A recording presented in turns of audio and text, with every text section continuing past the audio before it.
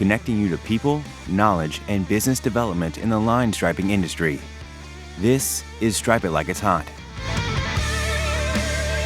Brought to you by Blacktop Banter with your host, Cam Roberts. What's happening, Pod Squad? Welcome into another fantastic episode. I'm pretty psyched that Brandon Noel is here. And I told you, I'm going to try and give a proper intro. Brandon Noel is a published author and the editor of Asphalt Contractor, as well as the Pavement Maintenance Magazine. He is the host and the creator of the No Edgeline YouTube series, which is the bomb, by the way. That series is the absolute bomb. The work you did with Marco and the guys at All Out was just so good, so good. So in the house, he also, side point, has the world's nicest hair in the pavement industry. I don't like that you toned it down today. Why did you do that? Listen, I'm in dad mom mode today. This is not I've put the product in my hair and I'm going to be thinking I'm going to be filmed at World of Asphalt, visiting booths. The luscious locks on a day like today are like, they are up and they are out of the way. And I am just trying to, survive a work day in the world. You know what I'm saying? I know what you're saying. This calls for a Bud Light. Excellent. Well, thanks for coming. I really appreciate it. Man, it's been just a pleasure to get to know you a little bit better. And now I want our humble audience to get to know you better. So who is Brandon? Tell us. I like the 3-minute version. Give me the 3-minute version. A 3-minute version is that I'm a writer, like you said, a published author. Over the last 10 years of my life, I was working in a steel factory and just working on my writing. I had published a few books, and then I started my own magazine during the pandemic and got into publishing and doing basically like an arts magazine while I worked in a factory full time. And I had reached the end of my time there. Anybody who listening to this podcast who has worked in a labor-intensive job and has maybe worked at more than one place, you've probably worked at some place where there's nowhere else for me to go here. For one reason or another, there's no upward mobility left for me to be. And I decided, you know what? Come hell or high water, I'm going to get the hell out of this job. And I updated my resume. I had been side hustling doing video production, as is obvious. And I had created a couple websites and web series for other brands and businesses, done their marketing. I was the marketing director for a cigar company. This cigar company, actually, I got a box of their cigars right here. La Barba Cigars. I was their marketing director for all intents and purposes, did their PR and product writing for more than 10 years. And this was all side hustle work and stuff. And I updated my resume with all this crazy side hustle work. And the first thing that Marina Mayer, my boss, said when she interviewed me was, explain to me this insane resume. Steel and cigars and art and... Right. It made no sense to her. And I walked her through it in a much more lengthy process than I've just done now. And essentially she was like, this is a real blue collar industry that we need an editor for. And you can write and we can teach you the industry. And what she meant by that was, we can teach you how to be the editor of this type of magazine, right? And she and the rest of the team at Iron Markets has done an amazing job, because I had never worked in what my field is called B2B media. I had never done anything like that. So they've done an amazing job, bringing me up to speed and also helping me see when I do something that's like, no, that's not really this field. This is how we normally do things. But they couldn't teach me the asphalt industry. And that was where the idea for No Edgelines came from. When I was at Con Expo 2023, I was shooting some booth videos. And I was talking to Matt Graves, he works for Workin Group. He's part of their media team. And I'm talking to him standing next to a giant milling machine, one of their largest models. And I just said to him offhandedly, I was like, man, I think this would be one of the coolest things to drive and operate out there. And he's like, well, come on down sometime. He's like, we'll get you up on a machine. And it was like this light bulb went off in my head, Cam. And I was like, wait a second. You'll let anybody drive one of these things? You just got to have nice hair. That's the only requirement. Right.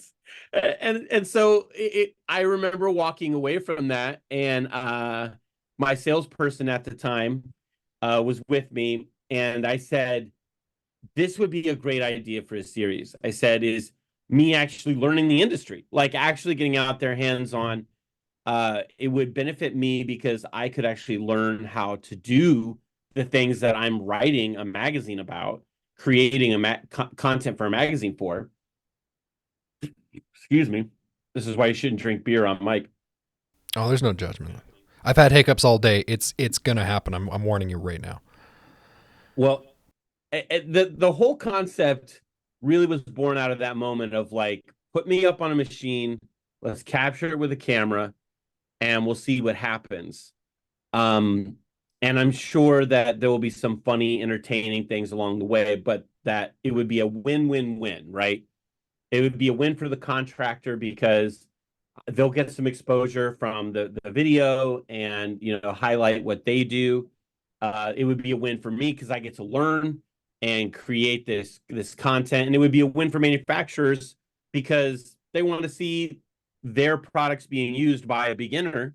Kind of highlights their usability and how easy it is. So based on that concept, I took it to my boss and her boss and was like, I want to do this thing. And one of the coolest parts about the company that I work for, the parent company. So if anybody listening who's like went to PAVEX, right, this year, or has been to the Ignite conference, which is happening again this December in Palm Springs, the company that like runs the magazines and those events is called Iron Markets. And the people behind it are I'm not just blowing smoke up their ass. Can I swear on this podcast? Is swearing loud on Stripe It Up? There's no rules. There's no rules. There's no rules here.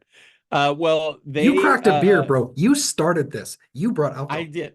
Okay, I did. I brought alcohol to listen. It's 5:00. You might be on the other side of the continent, but over here in Ohio, man, I am technically off the professional clock, if you know what I'm saying. There's no judgment.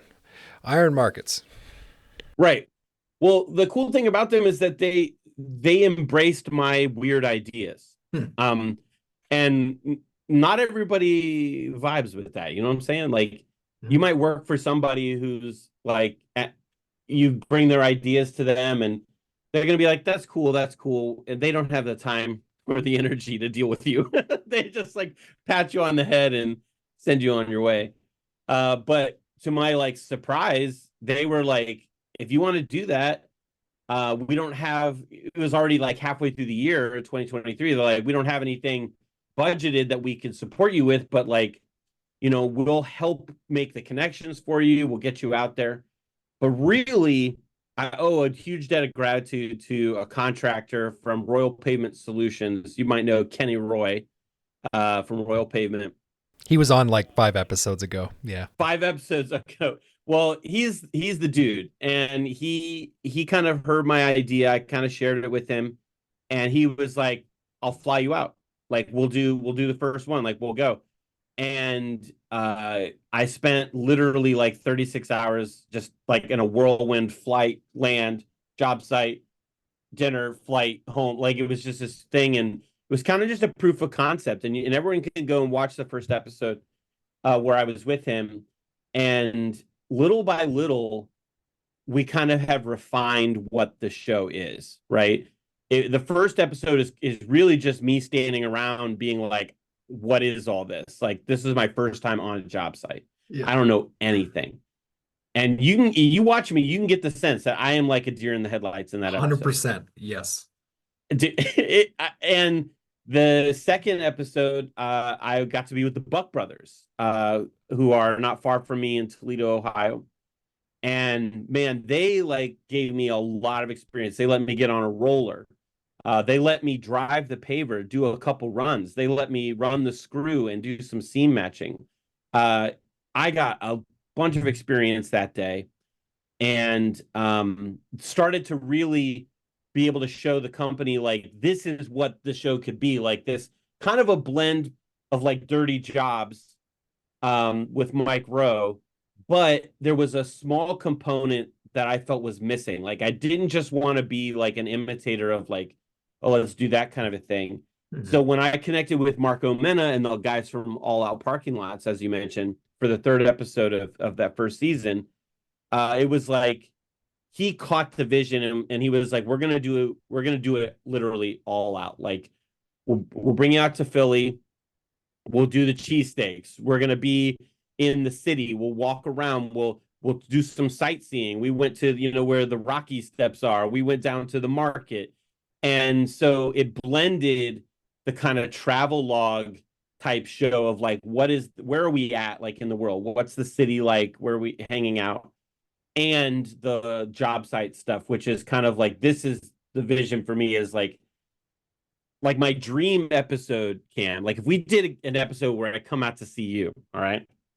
My dream episode is to like spend the day on the job site, but then go to the bar where the crew goes after work. Like what are not the fancy restaurant. That's not what we do. We don't go to the fancy restaurants. We don't go to the fancy places.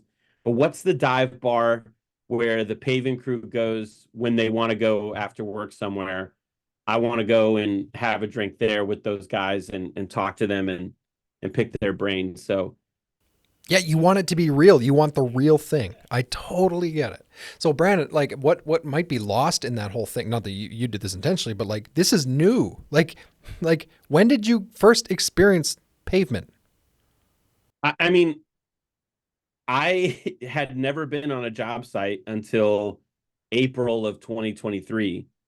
And I took over as editor in June of 2022. So there was a good 10 months between when I took over as editor and I was learning the industry all up here, head knowledge. And then we did Ignite, and then I was at Con Expo, and I saw the machines, but I wasn't putting together like how do these machines, like what do they actually do on the job? I might have even written about like how a new paver or a new roller, but I never sat in one. I didn't know, like they say, oh, the seat's more comfortable, but I didn't know how much more comfortable it was. And again, that was kind of part of this whole thing is it's like I felt a little disingenuous. And this isn't to criticize anybody else in the industry, any other editors who don't do this. It's very time consuming. But like getting out there and actually, doing the work, I think helps me be able to write about the products from a more genuine place. Yeah, and understand, how they go together. 100%. I can only imagine. You said disingenuous. Like I can only imagine what it's like to show up as an editor of an asphalt magazine and you've been doing it for 18 minutes. That's probably a horrible feeling. But man, what a testament to guys like Kenny, like Marco, now Esso Brothers, like these companies that are like, they don't care that you just started in 22. Like that, truthfully, Brandon, like this show is not about me, but when I started this podcast in 2021, that's exactly how I felt. Like, dude, I've been doing this for like literally two and a half years. One of them was part-time. Like I am not the most qualified person to be doing this. You just do it. And it's amazing when you get a response like what you have, like genuine human dudes, like Marco and those guys. Like, I'm psyched for you. This is so good for the industry. It's so good. So I have a question. I don't want to lose it because my brain, I will forget it. I've been running my mouth, dude. I have not been shutting up since I got on here. So No, you you're good. hit me with a question. We're laid back here. It's all good. My question is about something you said almost right off the hop. And I feel like I'm going to like almost ask you to defend your position here in a good way.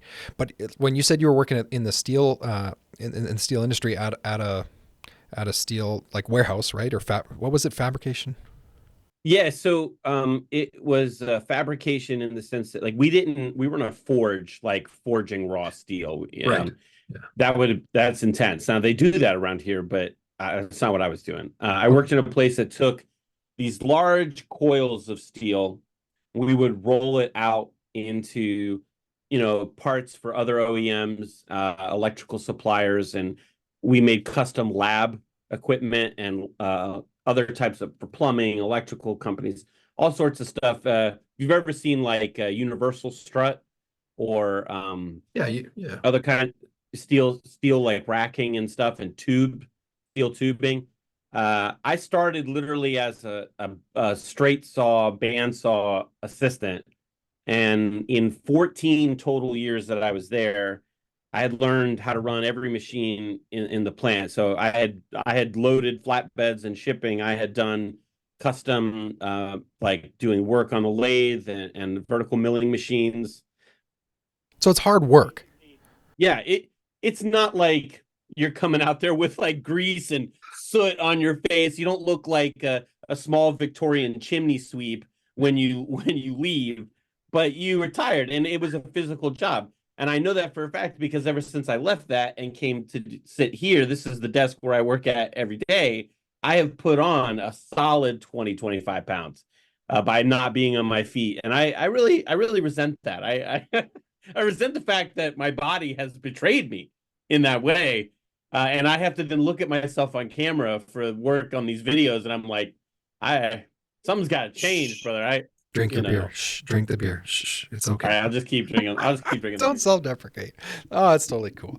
No. So I get it. Okay, so you're in the industry. By the way, I've never heard anyone call it universal strut. It just dawned on me that's actually what the full name is. We just call it unistrut. I don't know if that's a Canadian thing. Unistrut, right? Unistrut. They call it unistrut, but yeah, universal strut. It is universal strut. So I totally get it. So back up the first 2 minutes you're talking about that with me, and you said like, I can't remember the phrasing you used, but you basically said like, I realize this is brutally hard work. 14 years you just said. So like, this is like not the greatest way, but then, in a weird kind of odd twist of fate or whatever you want to call it in 2022 and now 2023 going forward. Now you're now in like the bluest of blue collar industry, dudes, like asphalt paving. You've been on the site, so you know what I'm talking about. Like, how does that work?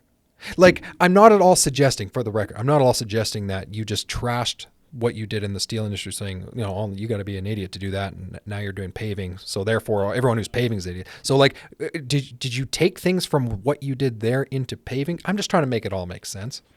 I think for me, the thing that helped translate, and I think this is when iron markets rolled the dice on me, I think that what they saw and accurately so, was that the blue collar culture that I had spent a decade and a half in would translate, that it would help me connect with people in this industry, because that type of work life, that type of culture is who I am now. Like that, it's not like, for me, it's not a performance. Like when I go out on a job site with the guys, I'm not trying to like pretend like, I'm like almost cosplaying as a blue collar worker for a day.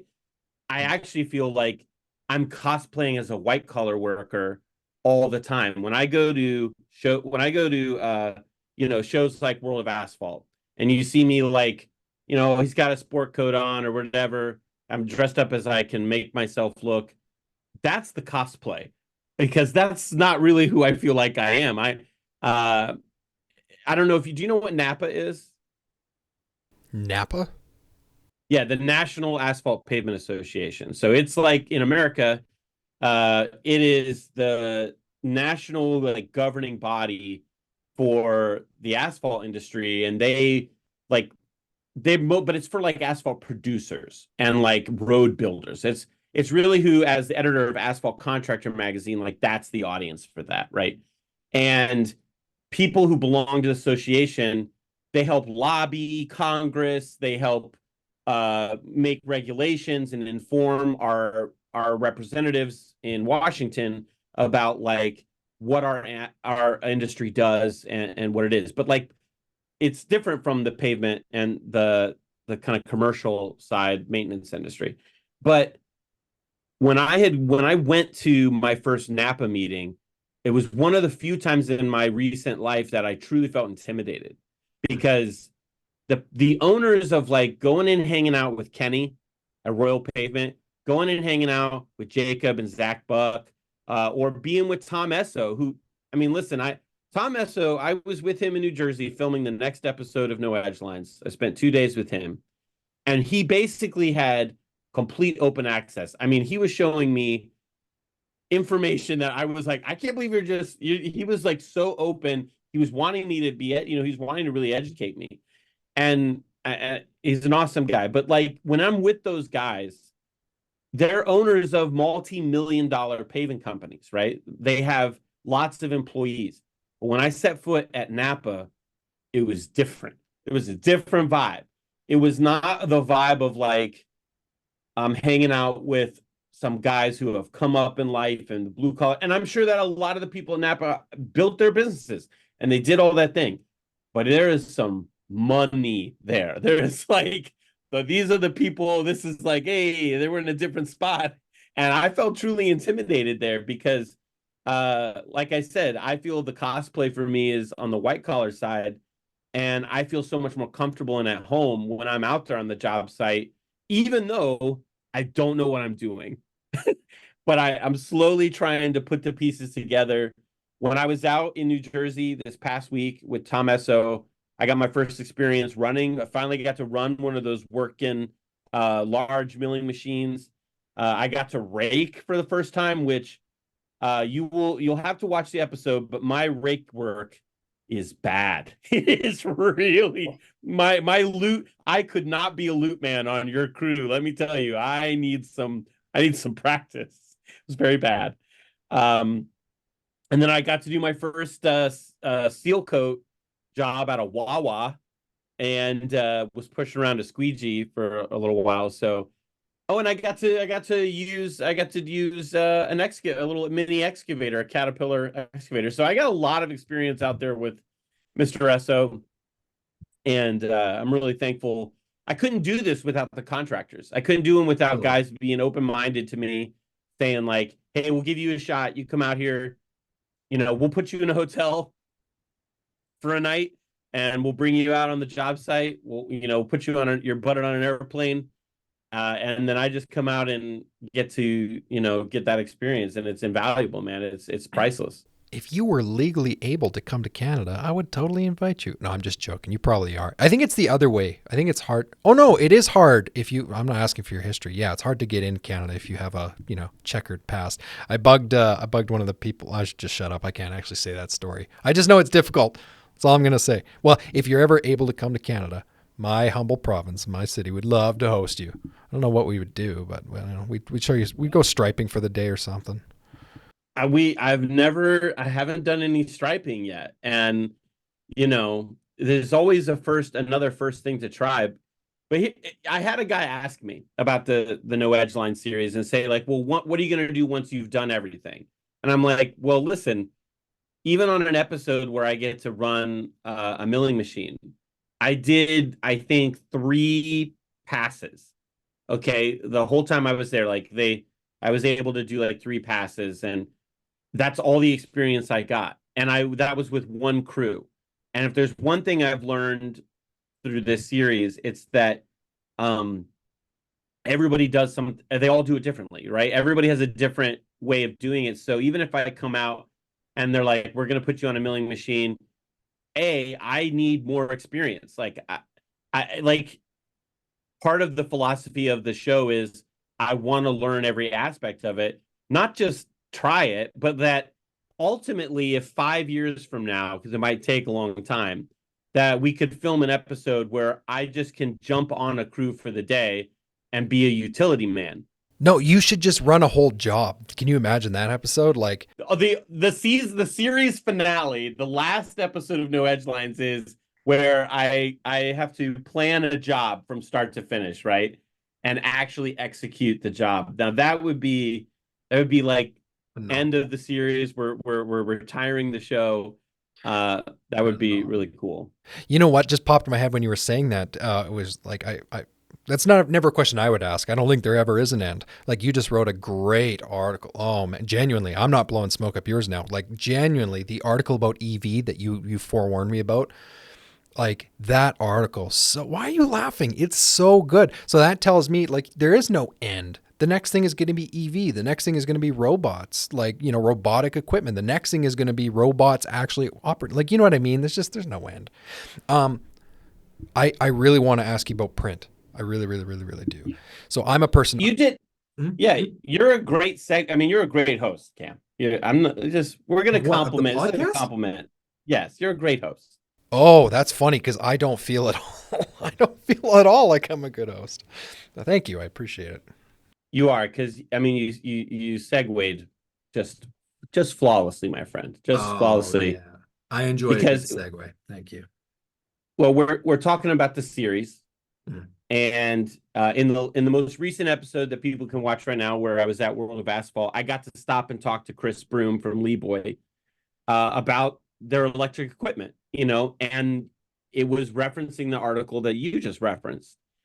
And, you know, I think that people who don't get the print magazine are missing something, even if they read the articles online, because the print magazines, uh, they allow you to kind of lose yourself in the article in a way that reading stuff on your phone is impossible. And I think that that's something I've tried to explain to people who haven't subscribed to get. First of all, the magazine's free. You can subscribe for free. And secondly, it's like there's a totally different vibe when I'm sitting hunched over my phone, right? And I'm like reading an article, and there's banner ads, and then there's a pop up, and then I'm getting text messages from my wife, or you know, I get a Microsoft Teams message from a coworker, and it's distracting, and it can actually be very annoying. But something that is I think forgotten about reading in print is that like you can kind of just be here for a second, and your phone is over here or it's not in your hand, and there's no banner ads or pop-ups while I'm sitting reading the print magazine, and it's actually kind of relaxing, and I can kind of actually absorb the information in a much better way than reading it off my phone. At least that's the experience I have. I still buy physical books for the same reason. I don't read an e-reader. I don't read off a Kindle. I think those are awesome, but I have a huge bookshelf right here, and I still like to read books for that same reason.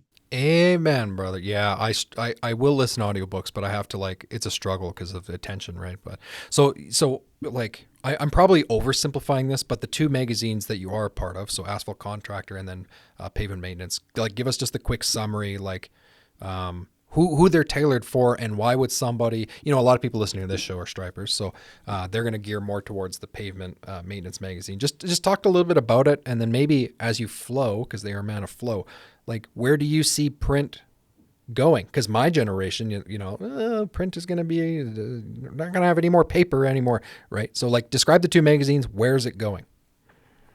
Asphalt Contractor, like I said when I was talking about Napa, is really geared towards your asphalt producers, guys who like are either quality control engineers, they are like plant managers, owners of asphalt plants, or more than one. They're people that work for paving companies that are doing like highway scale DOT work, federal level jobs. It's the nerdy magazine. Yeah. It's really, and you know, it's the harder magazine for me because it's a lot of science, you know, mixed designs. We're talking about, you know, wrap percentages, and we're talking about additives into the mix, and those things can be really complicated. And I've no edge lines will get there. There is plans in the works to get to that level, and to be doing those kinds of things. And then Pavement Maintenance Magazine is really geared towards like everything under the sun.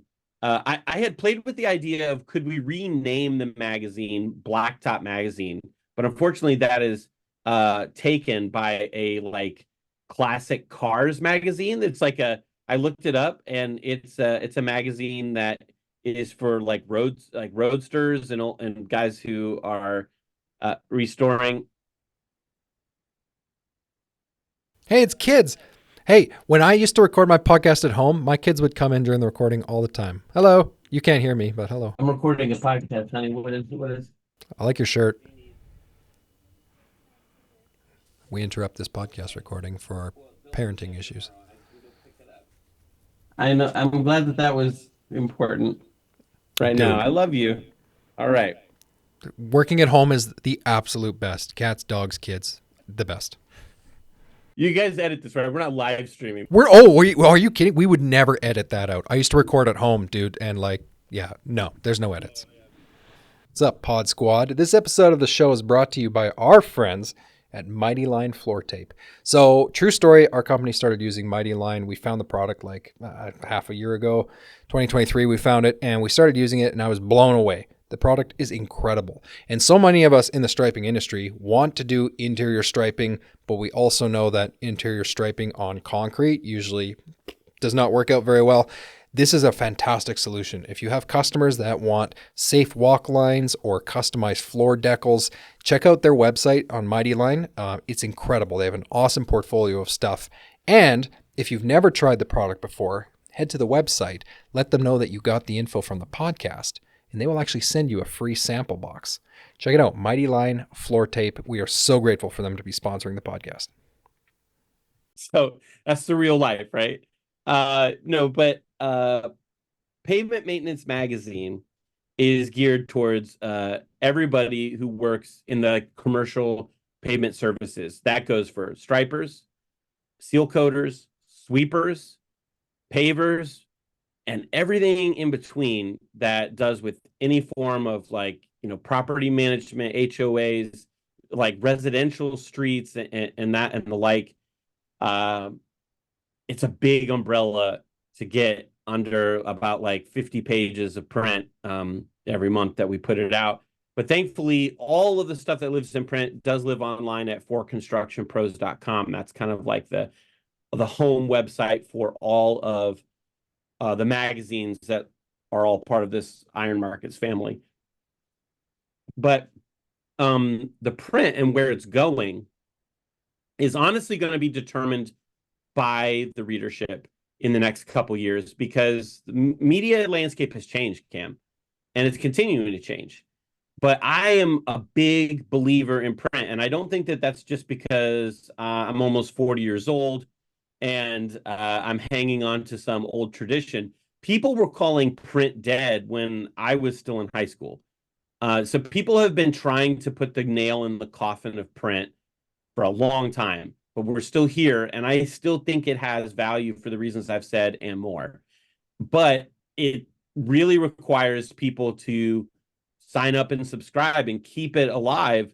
And I think that if anybody out there listening isn't subscribed, they should head to ForConstructionPros.com, click on the magazines tab, and sign up for free. It is at no cost for contractors. So you put in your business information, just like address, phone number, it's going to that. It's absolutely no cost. And you can get awesome magazines like the one where Cam's own company was featured on the most recent cover. It was awesome. The boys were striping. Matt was so proud of that photo. Oh, the photo was awesome. I got to hand it to my graphic designer for the magazine, April. The Striper of Tomorrow in the water reflection, it is legitimately maybe the best cover we've done since I came here in June. It just really looks really slick. And the cool thing about the magazine is that I want to do more in the pages of the magazine. I have more ideas for articles, and because it's subscriber levels, it's not up to me, right? The people, the bean counters behind the scenes, they tell me you have this many pages this month. This is what you get. So I would love to be able to add more. When I was working on the last episode of No Edge Lines in New Jersey, I visited this thing called OCVTS, which is a trade school for high school students and post-secondary students who are learning the trades.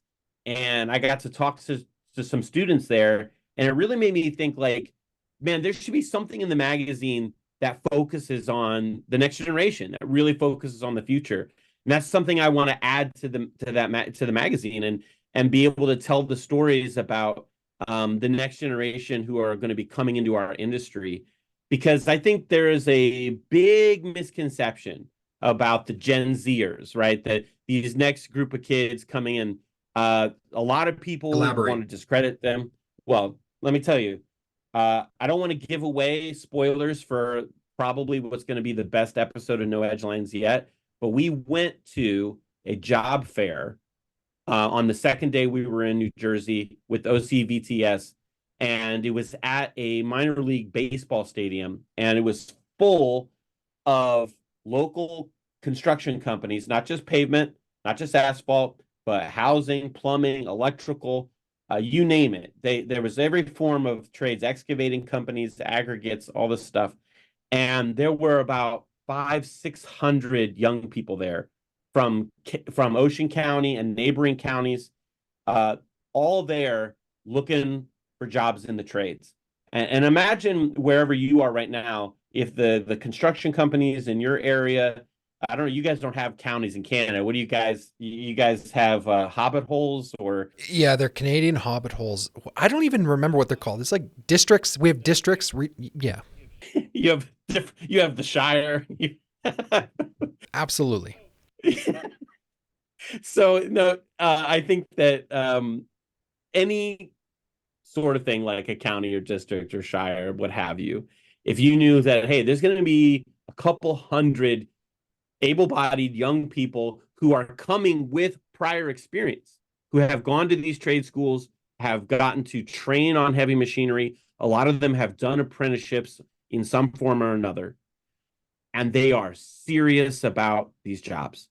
I thought we walked around, we did some just walking around, Cam. I can't wait for you to see this episode. Just talking to kids about what they were doing there at the show, what they were looking for. And I was expecting to get some maybe good answers, but I remember being in high school, wasn't that long ago. But the answers were not what I was expecting. I thought, you might get some people being like, well, I'm just glad to get a day out of school, right? It's the end of the year. I'm kind of done. These kids had resumes in hand. These kids were full of questions, and not even just like, well, I'm hoping to get, a good amount of pay. Some of them were like, I want to know how many years before I go from being like the utility man to being like operator on the machine. Seriously, these were the questions like, I've captured on camera, so I can't wait to show it to the world. That's going to be and awesome. Show that, right, show people that their conceptions about Generation Z or whatever you want to call it is wrong. And that they do want to work, but they are looking for a future. They're not just looking for a paycheck. They want to know that there's something that can provide for them, and they've seen their parents struggle through some tough economies, man. I'm an elder millennial, right? Like we it's so funny to hear people talk and talk shit about the millennials, because it's like, dude, you're actually we've been in the workforce. Like, I don't know what you're talking about. We're working. But the Gen Z kids have seen their parents struggle through some tough economic situations. And I think that what that has actually done is made them look for some stable and promising futures.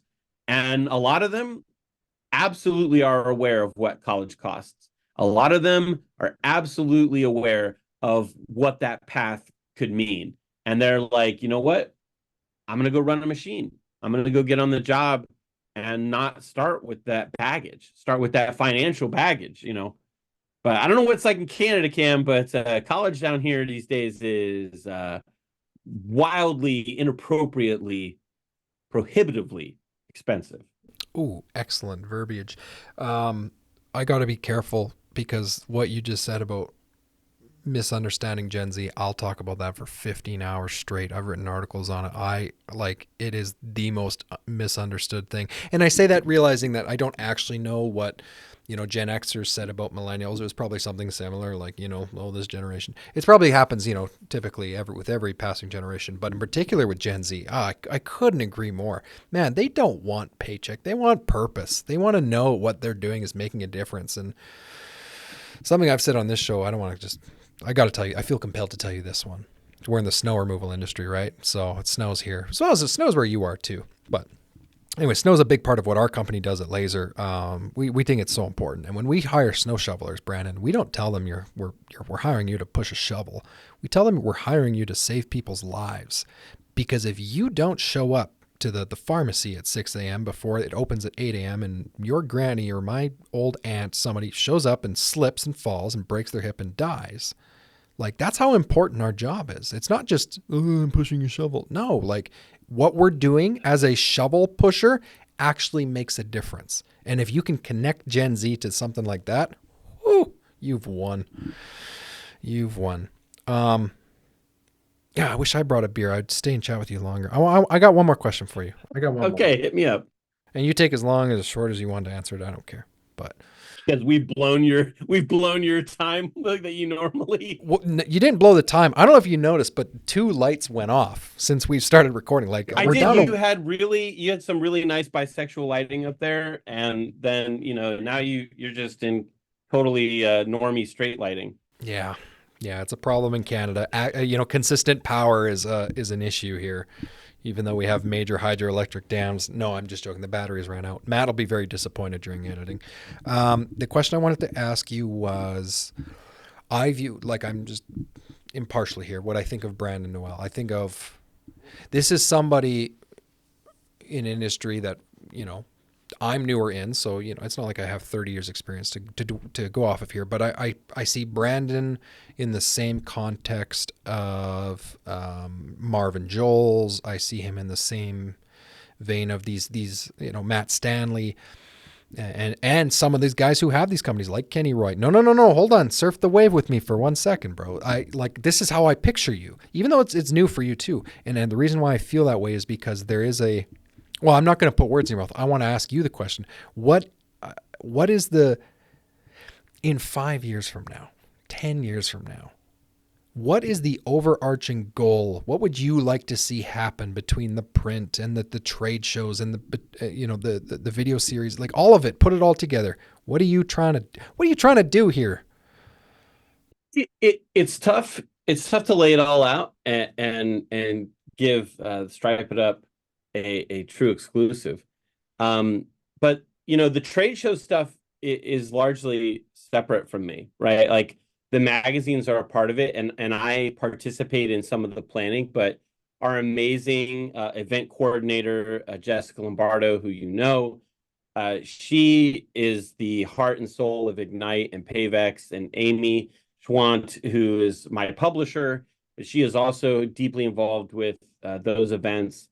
And I don't know how they do what they do. Literally at Pavex, I said when it was all over, in a group of our coworkers and peers, I was like, Jess, I never want your job, because Jess used to have this job and I came into this role and she moved up, and I have no desire to someday succeed her up into the role she is in now. And that's kind of relevant to your question, right? Like, what do I see for the future? I mean, honestly, it's difficult because when I do something, I go all in. The show No Edge Lines is an extension of me not knowing how to just do my job, because my job is to make the magazine, to write these articles and produce this content, right? That's what I was hired to do. But I couldn't just do that, because I felt like there was more to tell. There was more types of content to make. And honestly, for me, I see myself as less of a product reporter, which is kind of what B2B media really is. If you want to boil it down, B2B media writers are, by and large, they're product reporters. Like, they might write best practice articles, like, how is the best way to stripe this? Like we talked about, I interviewed you about striping procedure and whatnot. But ultimately, we are encouraged, not through coercion, but we are, to sort of frame it on, here's the best practice. And they happen to use, a Graco striper, or they happen to use a Titan striper or whatever, we are reporters about the products. Just and in case that's weird to one of your listeners, just think about the people who write about consumer electronics, right? They are also kind of in the industry of what I do. And they are writing about what Samsung's new phone looks like or what Apple's new iPad is like. So I kind of exist technically in the frame of a product reporter in that sort of way. But I'm really bad at just doing my job. So Good. Keep it that way. yeah, right. So for me, I really see myself as a storyteller. I became a writer. I got published as an author, not because of any other reason than I love to tell stories. And I believe that in any type of market, including B2B writing and writing about asphalt pavement, what really moves people is stories. Doing the YouTube series No Edge Lines for me is kind of an outlet to show those stories in a really dynamic way, and then get to translate that to the page and write about those experiences, those firsthand experiences that I'm getting to have out there. And I think that I hope that 4 years from now, 5 years from now, that I've built up enough credibility in this industry with the big players, with the people in it, the contractors and the manufacturers and everybody, that they know what I'm about, and they kind of allow me into the spaces in a more open way, right? Like right now, I'm having to fight to prove that this idea works. Like I'm right now like having to prove to the Workins and the Caterpillars and the people that like what I'm trying to do here, it will work. Like this idea, it has merit. And they're still not sure about me. Like I will say that we do have some sponsors this year. There are a few companies who do see what I'm trying to do, and they're like, you know what? It's pretty out there for us. It's different, but we believe that there's some potential here, that this could be a really good thing. And trying to prove that to the rest of the industry is, something that I hope that I can eventually do. Now, if someday that meant that I got to do this kind of thing full time, that wouldn't be too bad either, because I really do enjoy producing this type of content and moving around the country and meeting people. It's just very time consuming. It takes a lot of energy and time to go there. Let me just put it. I'll end my long rambling answer to your question with this. My videographer who went with me to New Jersey, his name is Pat Brown. Great guy. He shot the first episode with me in Nashville of season 2, and he sent me the first review link, because I watch all the footage he shot and I make notes about like, this is a good thing, this conversation, because he doesn't know the industry. He's our videographer and he's been there, but like, he's not necessarily knowledgeable yet about like, was that piece of the conversation worth putting on camera when you were talking about XYZ, or is this? So I go through and I make notes about all the footage. Well, there's like 18 hours of footage to watch. So when you think, when inevitably you're listening to this podcast right now, you're listening to the sound of my voice, do me the favor of going to YouTube and checking out the ForConstructionsPros YouTube channel. That's where the No Edge Line series lives. ForConstructionsPros on YouTube. And watch an episode just to make me feel good about the fact that I'm going to watch 18 hours of raw, unedited video of myself having to watch. And think about how you might like the sound of your own voice. I had to watch that idiot get out there and do that for 18 hours. Yeah. And then everything in the book, Cam, everything in the book.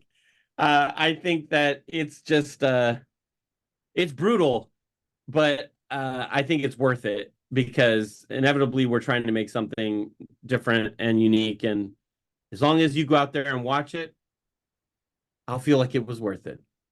Dude, it's absolutely worth it. Oh my goodness. It's so worth it to see the people that Other contractors know in the industry. Like we know ESSO exists. We know All Out exists. Like, but to see somebody actually go ride with them and put that 18 hours into 18 minutes is just phenomenal. Can I make a selfish request? I brought toys today, so I brought the cat. Well, it's for the video we're shooting later, but I put him out here too. Tell Cat to send you a sponsored thing. BuildWit. Do you know BuildWit?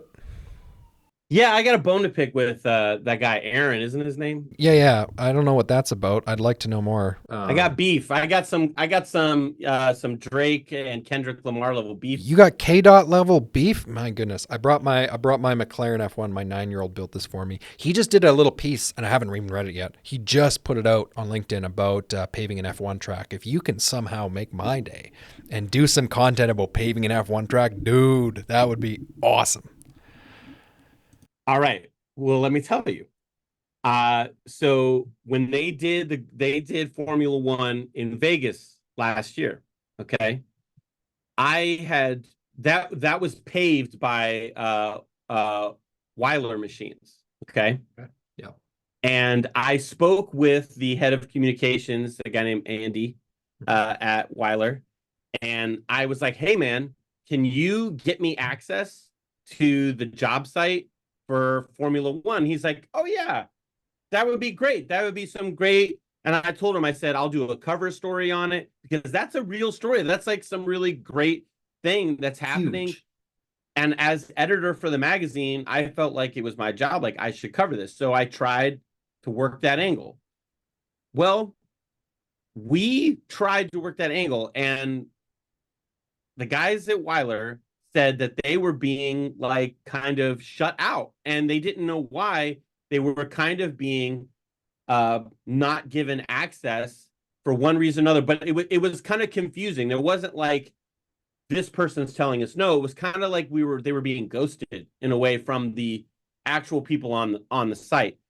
And then lo and behold, I see Mr. DeWitt on social media up there at Vegas when they were there doing that one. And it came to me then, I'm like, he probably had worked some sort of exclusivity to be out there and doing that. And so he doesn't know who I am, but I'm gunning for him. And this is me. I'm putting it out there. I'm gunning for him. Someday we're gonna meet, and I'm gonna be like, "Man, you cock blocked me, man." I say that like I was trying to do my job and get out there and cover that thing, and I may find out that that's not even the case. Like that, it may have been something totally different. But you've built this story in your head that it's going to be a rumble now. It's like Jets and the Sharks. Oh. That I have mostly invented this story in my mind about Mr. DeWitt, and I'm sure he is a wonderful, awesome human being. But I will have a good laugh. We'll have a good joke someday when I meet him, and I'll be like, "Hey, man, thanks for shutting me out." Yeah, the first ever Vegas, no big deal. Well, I'll say this: there's 2 other American races. Well, they just wrote about the Miami one. I don't know. Go to Europe, man. Why not? Go to Europe, or I'd say maybe be cautious which countries you go to, because there's some countries you might not want to go to. But like go to Silverstone, see how they pave it. I don't know. I'd like to see it. That was my selfish request. I didn't realize my selfish request was going to turn into a recorded throwdown, K-Dot versus Drizzy, but it is what it is. Listen, our industry could use a little hip hop level beef. It could stir up some excitement. But I will forecast, if anybody is still listening, because I know that this is probably your longest episode that you've ever. Oh, it's flown by. Holy cow. I don't care. Whatever. Okay. So the lights are right. We ran out of lighting power, but I don't care. Just keep going. As long as the recorder is still going. Through the rest of this season of No Edge Lines, we're going to be doing some more awesome things. We're going to be doing a crossover episode with my sister magazine, Concrete Contractor, and we're going to be going out on a concrete pour job, and that is going to be like to hit the reset button, right? Like something completely outside my comfort zone that I've even gotten minimally from being on the asphalt jobs. We're going to be doing some highway crack sealing stuff with sim line machines that I've never even like the hose. I don't even know what that's about. Like holding the hose, doing the thing. I'm terrified that I'm going to get burned by hot, sticky mastics. But I'm going to go out there, be doing some stuff like that. We're going back to New York to hang out with Mr. Kenny Roy. And there's going to be some stuff at Asphalt Plants and more. And maybe could hit my way up to Canada before the snow starts falling. I'm just saying. Maybe I could make that work. Maybe we could swing it. Well, if you're ever going to Washington, I mean, I'm not that far. I'm like 7 hours from the border. So, yeah. That's why I'm not drinking, because it's only 3:00 here. I will let you go. It is dinner time. Oh, like super quick. Like I know where to find you, but just put it down. Where do people find you, your writing, your works, the YouTube? Just get it all out there. Matt will make sure it's in the show notes. Awesome. So the work for the magazines is Asphalt Contractor and Pavement Maintenance and Reconstruction. Those two things live across all the normal social channels. You can find us on Facebook, Instagram, and LinkedIn primarily. We are on Twitter, but is anybody on Twitter these days? I don't know if any. You are? You still there? I left. I closed down the personal account. I left Twitter. But all of the digital content, including No Edge Lines, also lives at ForConstructionsPros.com. You can sign up for free for the print magazine. You can get digital versions of the magazine. If you are somebody who has left print behind, God bless you. God forgive you. One of the two. And you can subscribe to my newsletters, which also come out from there. That's just a little newsletter that I personally put together. It's not a marketing team doing it. I package together twice a month articles that I think are interesting surrounding the industry, some bits of news. I send it out twice a month, so you can sign up for those there. And yeah, man, the YouTube channel is really where it's at. That's where the video content is going to be coming hard and fast. So youtube.com/ForConstructionPros1, the digit. And you can find all that we're doing there over this season. The paving season is No Edge Line season. When guys are out there working, that's when I'm out there filming. Sweet. Thank you for coming. Thank you to your dog. Thank you to your daughter, everyone who played a part. I appreciate it. Brandon, you're fantastic. I look forward to seeing where it's going to go, brother. Thanks for coming on. Thank you, Cam. I appreciate it. Thanks for listening, everybody.